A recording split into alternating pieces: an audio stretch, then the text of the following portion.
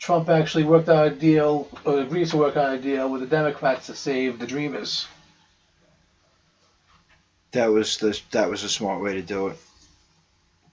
First of all, there was no way for him to push against this and not be completely vilified by the mainstream media.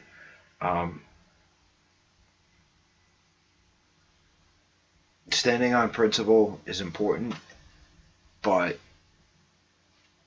I think in his position he has to be able to show that he can compromise, and especially with the racial tension and the way he's perceived. Now, I'm not saying that this is how he actually feels, but the way he's perceived is that he is against all immigrants, specifically immigrants from Mexico and South America. Again, that's not the case. I don't personally believe that.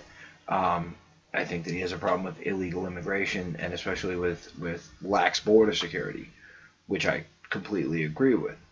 That's one of the things he was voted in for. Right. So, I mean, there's millions of people out there that agree with that. And I'm all for border security. Walls make me nervous. And, say what you will, but any wall that keeps them out keeps us in. So, do with that what you will. It's just my take on it personally. But I think that, for one, it's got to stop going forward. That should be non-negotiable, because we can't just continue to have young children being brought in, again. No, you save the ones that are here now. Right. Well, and the ones that are here now, I don't want to see anybody getting deported to a country that they haven't seen since they were 3 years old. No, you don't want to do that. But at the same time, you don't just get grandfathered in with citizenship. I mean, there's a pathway to citizenship. That's what you get grandfathered millions into. of people take because it's worth it. Because it's worth it. It's still worth it to go through that process and do it the right way to become a citizen of this country. And that, I think it needs to be made accessible. And, I'm all for helping these people get into that process, because we're not still talking about kids. In the main, we're talking about adults who came here as children. Yeah. So, no other crimes other than the immigration stuff, and willing to participate in the steps that it takes to become a citizen, had it been done the right way, which takes years, and be diligent in that process. Then kind of yes, streamline I think it that for him almost. and I don't even want to say streamline it. I want to say make it available the same as somebody coming in, and applying. You know what I mean? Day one. So they start out day one. Yeah, exactly. So if you are an otherwise law-abiding, I don't want to say citizen because that's the goal, but if you are obey the laws otherwise, and are willing to participate in that process, go through all the steps, go through all of the vetting, and not for nothing, but also go through the language classes. Yeah, and they got to know English. Right. None of this English is a second language. It's their language is going to be a second language. English is the language of this country. And that's such a sticking point for people. You get so upset about that. But the plain and simple truth of it is our Constitution, our Bill of Rights, our laws are all written in English. If you are going to obey those laws, if you're going to live by that Constitution in this country, you need to be able to understand it, and it doesn't translate. But it's not just that. Here's what I look at it, okay? As far as learning, them having to learn English.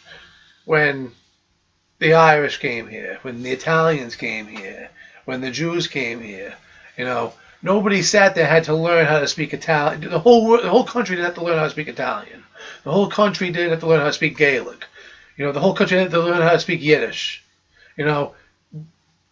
These people came here. My family came here. You have Irish in you, don't you? Oh yeah. So your ancestors came here, and they had to learn the way of life here, which includes the language. And What's it? So why is it going to change? Throughout our history, there's always been, there have always been ethnic neighborhoods where immigrants first came to, and they stuck together. They're one little community. Right, there's still there's still Chinatown and Koreatown, Brighton Beach in New York City, where all the Russians would come into. Right. So there are other people there that speak your language, that share your culture, but the goal of that was to help you to kind of ease your transition, and we've gotten away from that, and we've gotten to where people will come to this country and then they'll only speak their native language. Most of the time it is Spanish, and don't really ever bother to learn English, and it will cause problems. Like, you're not doing a service to people by saying, you know what, don't bother to learn the language of our laws, but then when you break the laws, you're still going to be subject to them. It's not helpful to immigrants to translate certain things and make them readily available, such as, government assistance applications, but you don't do the same thing with every state law, every federal law that they're expected to follow living in this country. Agreed. Now, we've already established that ignorance of the law is no excuse, so what does that do? That sets people up to fail. Well, then the whole thing is have them learn the language. When they first come here, before they learn it, I mean, you have it right now. You have anytime you have any type of public assistance, they go to any type of government building. If a person comes and doesn't know how to speak the language, they can get a translator that works in the building.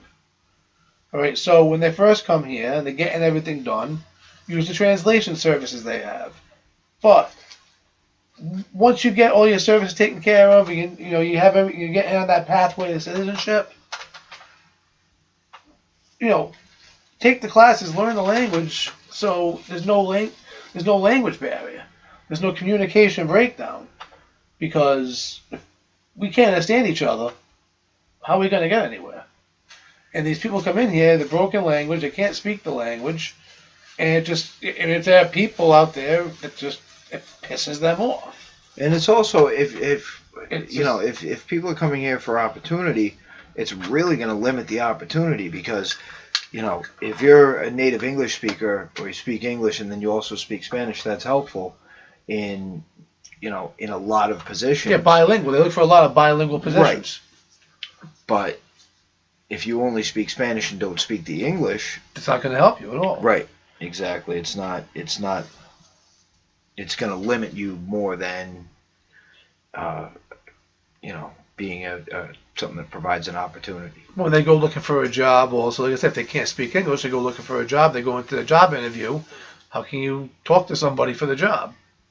How are you going to talk to the hiring manager? How are you going to talk to the human resources? Yeah, they might have a Spanish-speaking person in there. That's all right. They might. All right, they might. But if they have one person in the office and they happen to not be there.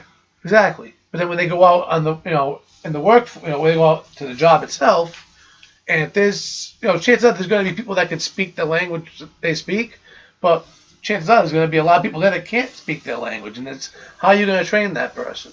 What if you're in a hospital and there doesn't happen to be anybody there that can translate?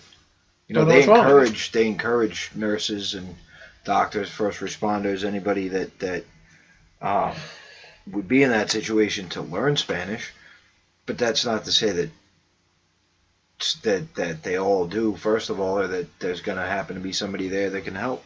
If you can't say what's wrong with you and have people understand. Well, hospitals usually have translators. Usually they do, but if there's only one translator and it's 3 o'clock in the morning and the translator happens to not be around, what do you do? Yeah. Right. That is most definitely a situation that could happen. You're not going to run into a situation where you're in a hospital in America and nobody speaks English. Yeah, exactly. So they're all going to speak English. I just want to say, as far as the Daca, the Dreamers, I think that most people, even whether they're liberal or conservative, I think most people in this country agree that there's some gray area here. We don't want to see a bunch of people. We don't want to see our neighbors and coworkers getting packed into buses and driven to Tijuana. But we want to see security in this country. We want to know that being citizens of this country still means something. Okay, that it doesn't just apply to everybody who is able to make it past it has to mean something. And if you're not someone who's born here, then it's worth going through the process to become a part of it.